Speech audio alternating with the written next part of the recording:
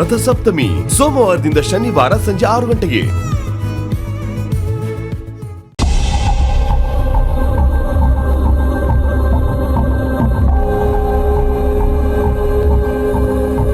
Arjun car ಇದ್ದಾಗಿದೆಯಲ್ಲ,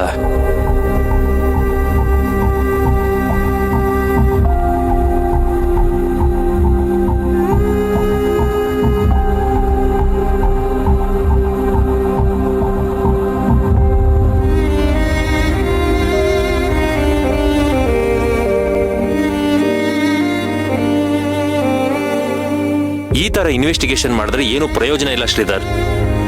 ನಮ್ಗೇನಾದ್ರೂ ಆಗ್ಲಿ ಅಶ್ವಿನ್ ಸಿಗ್ಲೇಬೇಕು, ಇಲ್ಲಾಂದ್ರೆ ತುಂಬಾ ಎಡವಟ್ಟಾಗತ್ತೆ.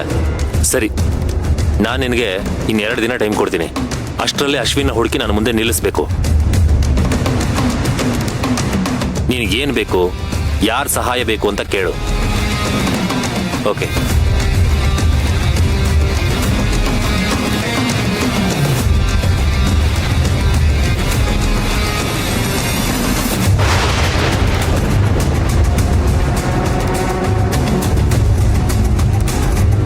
ತಮ್ಮನ್ ಹುಡುಕ್ಸೋದಕ್ಕೆ ಭಾರಿ ಪ್ರಯತ್ನ ನಡೀತಿರೋ ಆಗಿದೆ. ಯಾವ ಉದ್ದೇಶಕ್ಕೆ ಹುಡುಕ್ಸ್ತಿದ್ಯಾ? ಅವನನ್ನ ಸೇವ್ ಮಾಡೋದಕ್ಕ? ಒಟ್ನಲ್ಲಿ ಯಾರ ಸತ್ರ ನಿನ್ಗೇನಲ್ವಾ? ನಿನ್ ತಮ್ಮ ನಿನಗೆ ಖುಷಿಯಾಗಿರ್ಬೇಕಷ್ಟೇ. ಏಯ್, ಯಾಕೋ ಹೀಗೆ ಮಾತಾಡ್ತಾ ಇದೀಯಾ? ನೀನೇನ್ ಬೇರೆಯವನ? ನೀನು ನಮ್ಮ ಅಣ್ಣನೇ ತಾನೆ. ಅಣ್ಣ?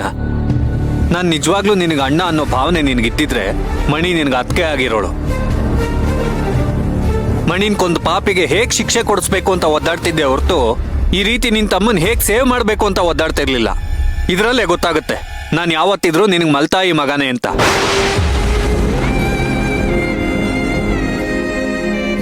ಕರ್ಣ, ನೀನ್ ನೋವಲ್ಲಿದ್ಯಾ ಅಂತ ನನಗೆ ಗೊತ್ತು. ಹಾಗಂತ ಏನೇನೋ ಮಾತಾಡ್ಬೇಡ.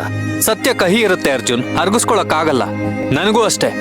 ಅಶ್ವಿನ್ನೇ ನನ್ನ ಹೆಂಡತಿನ ಕೊಂದ ಅನ್ನೋ ಸತ್ಯನ ಅರ್ಗಿಸ್ಕೊಳಕ್ ಆಗ್ತಿಲ್ಲ. ಕರ್ಣ, ಅಲ್ಲಿ ಏನಾಗಿದೆ ಏನು ಅಂತ ತಿಳ್ಕೊಳ್ದೇನೆ ನಮಗ್ ನಾವೇ ಜಡ್ಜ್ಮೆಂಟ್ ತಗೊಳ್ಳೋದು ತುಂಬಾ ತಪ್ಪು. ಪ್ರಿಯಾಗೆ ಯಾರು ಏನು ಮಾಡಿದ್ರು ಇದರಲ್ಲಿ ಅಶ್ವಿನ್ ಪಾತ್ರ ಇದೆಯೋ ಇಲ್ವೋ ಅಂತ ತಿಳ್ಕೊಳ್ಳೋದಕ್ಕೋಸ್ಕರನೇ ನಾನು ಅವನನ್ನ ಹುಡುಕಿಸ್ತಾ ಇರೋದು. ಅಶ್ವಿನ್ನ ಹುಡ್ಕೋದಕ್ಕೆ ನೀನ್ ಇಷ್ಟೊಂದೆಲ್ಲ ಕಷ್ಟಪಟ್ಟು ಟೈಮ್ ವೇಸ್ಟ್ ಮಾಡ್ಕೊಳ್ಬೇಡ ಅರ್ಜುನ್. ನಾನು ಆಲ್ರೆಡಿ ಅಶ್ವಿನ್ ವಿರುದ್ಧ ಪೊಲೀಸ್ ಕಂಪ್ಲೇಂಟ್ ಕೊಟ್ಟಾಯ್ತು.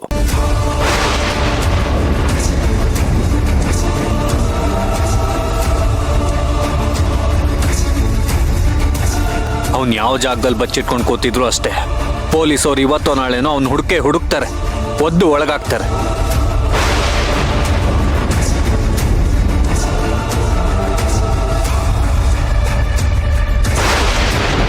ಏನ್ ಹೇಳ್ತಿದ್ಯಾ ಸೇವಂತಿ? ಹೌದು ಅಜ್ಜಿ, ನನ್ ಮಗು, ನಾನ್ ಜನ್ಮ ಕೊಟ್ಟಿರೋ ಮಗು ಬದುಕಿದೆ.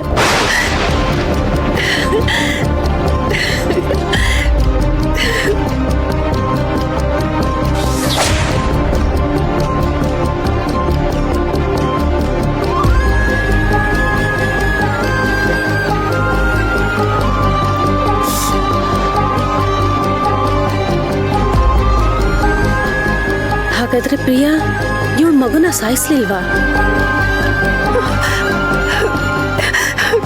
ಸೇವಂತಿ, ನನ್ ಕಿವಿನ ನಾನೇ ನಂಬಕ್ಕಾಗ್ತಿಲ್ಲ ಕಣೆ. ನೀನ್ ನಿಜ ತಾನೇ ಹೇಳ್ತಿದ್ಯಾ?